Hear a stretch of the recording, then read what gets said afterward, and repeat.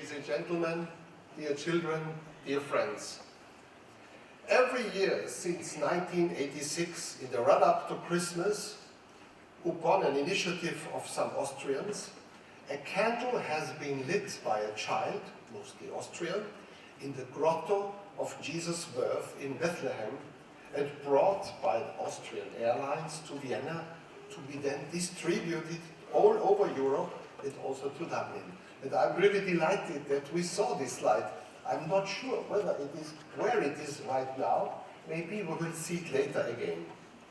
I'm very happy to be associated to this evening under the motto goodness, truth and beauty. Who could not agree with these wonderful words? Without goodness, we would live in a hell, but without beauty, equally we would live in a hell.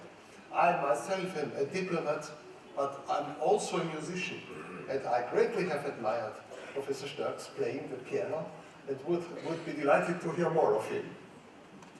As Austrian ambassador here in Dublin, I'm grateful to Instruments of Peace, and in particular to Rosemary, for having associated me with tonight's big event. Diplomats, by nature, have the task to foster peace and international cooperation, and we have done this for centuries, mainly through negotiations during and after wars and armed conflicts. In our globalized modern world, peacekeeping and peacemaking operations, in particular under the umbrella of the United Nations, are of huge importance. I wish you also to understand that the European Union is first and foremost a work of peace and reconciliation. The founding fathers of this union, as Christians, shared a deep belief in a merciful God and the conviction that we had to cooperate ever more closely in Europe in order to assure sustainable peace after several disastrous wars. Certainly we enjoy peace nowadays in Europe. However, a peace which just means absence of war or armed conflict. Our societies, I'm afraid, do not yet enjoy always and everywhere that sort of peace which is embodied in the light of Bethlehem. Parts of our societies are still aggrieved by conflict and aggression. Suffice it to think of the recent atrocious acts of violence in one country of Western Europe, but also in many others.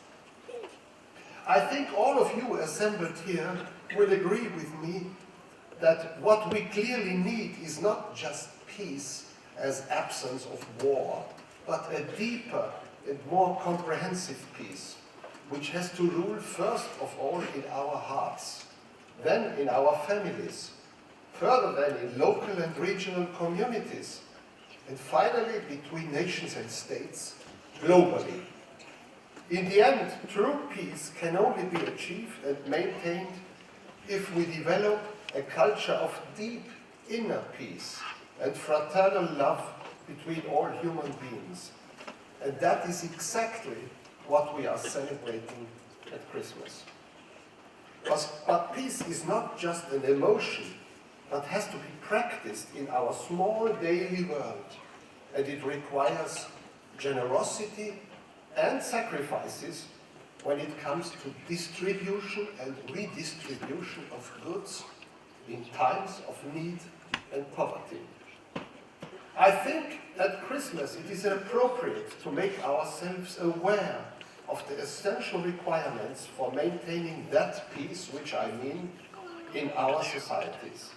It is a task for each of us, and a wonderful big party as ours tonight certainly will encourage and inspire us to advance on the avenue of peace.